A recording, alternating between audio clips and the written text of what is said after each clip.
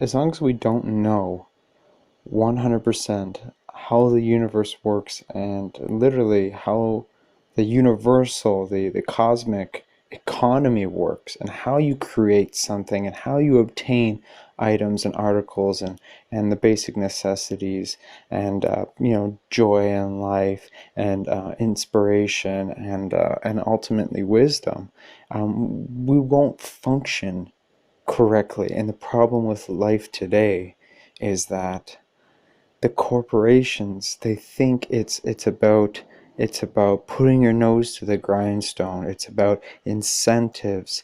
It's about strategy. It's about playing the game. On face value, it works, but then what's created by such a philosophy in life is something that is almost cancerous to creation itself. It's something that comes out of ignorance.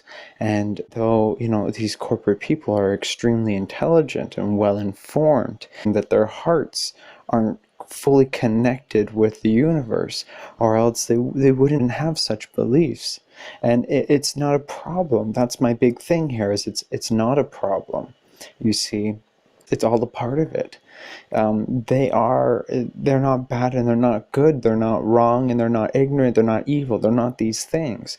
I always turn back to what is said in the Bhagavad Gita and the yogic scriptures, that says that so creation operates on a cycle of 432,000 years cycle. That has four different, let's say, difficulties. It's the golden, silver, bronze, and iron age. And we're actually in the last decade of the iron age. And we can say that in the iron age, life is like on super hard mode. And there's always kind of a negative pressure, much more so in comparison to, say, the bronze or the silver, let alone the gold age, where all these universal laws were naturally in sync with. And this is just a part of creation, creating this field of relativity that gives us the element of surprise or spontaneity, or this is what the work of Alan Watts, he said this many times, is that the creation is just a matter of forgetting itself and remembering itself. It's a game of hide and go seek. And so we see that really this is the message to bring to the corporate people. And though we can create systems, and there's many people in life that know about these things, that are practicing, we just need to unite and create a new kind of economy to buffer, to slowly support the old one, and then we can slowly start to dismantle things that just are proven obsolete. But we can't just say the economy doesn't work. We can't just say corporations are greedy and these things, unless we are creating something on the side that through our networks and our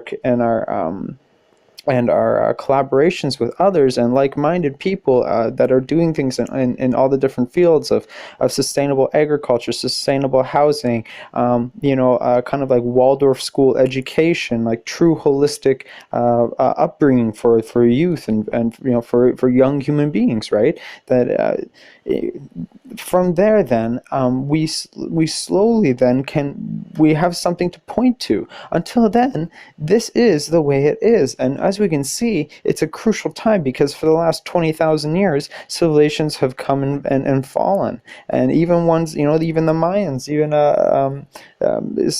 many of these civilizations produced immense amount of wisdom and they discovered many secrets of the universe, and they had these incorporated in their societies, but they all fell for one reason or another.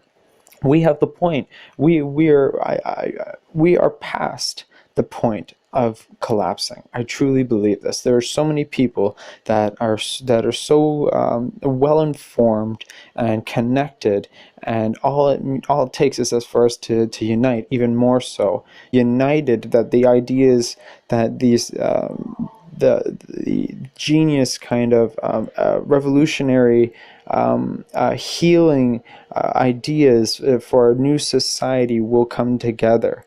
I truly believe this. Our number one task right now is to unite.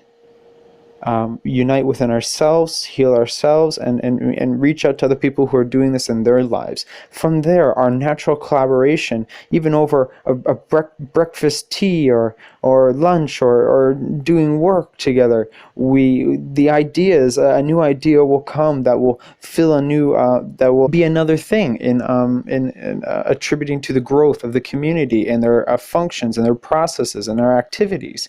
And so we see, and when we bring this all together, the thing that kills me, well, yeah, when we bring this all together, then we get this new system. But the thing that kills me is that we have this wisdom. Even when I'm speaking of, I'm still unaware currently of people that are maybe doing something, say, in California, that is already, they're maybe already 5 years down this road. And there's many communities that are like this. So you see, there's a great disconnect between what human beings are doing and how it's believed on a mass level things are to be done, or how things get done.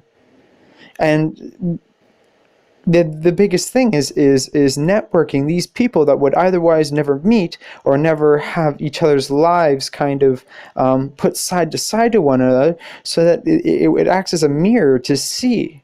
So this is my big thing. I believe in activism. I believe in initial protests and these things, but then we have to go forward and really look at what are the phases for actually bringing about change. What are the next steps? It's one thing to speak out about something that someone else is doing something wrong, but then what do we do? Where do we go from there? We have to put something else in place. And I think that's a big thing, is we think, well, they need to be on board before we can, but it really isn't the truth. This is a great movement. And Russell Brand talks about this, and he's kind of a social hub for many other very well-informed, well-educated, people with lots of experience in different fields in economy, philosophy, environmental, human rights, political backgrounds. So we see is that it's just a part of, we just need to unite on a social platform, and in a very adaptive way.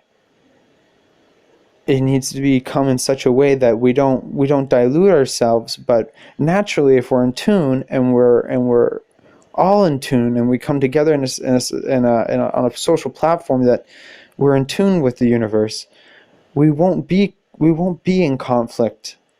We will be the solution. We will be the friends to those who are like I said, well informed, very intelligent, but still not fully informed on how to heal the situation, how to heal our societal situation from a macro level. And that's it's like the Chinese finger torture. We think, well, what processes do we put in place? What policies? But that's tugging at the Chinese finger torture, Chinese finger torture contraption. The way when we seek to come within ourselves, gain knowledge within ourselves, meditate,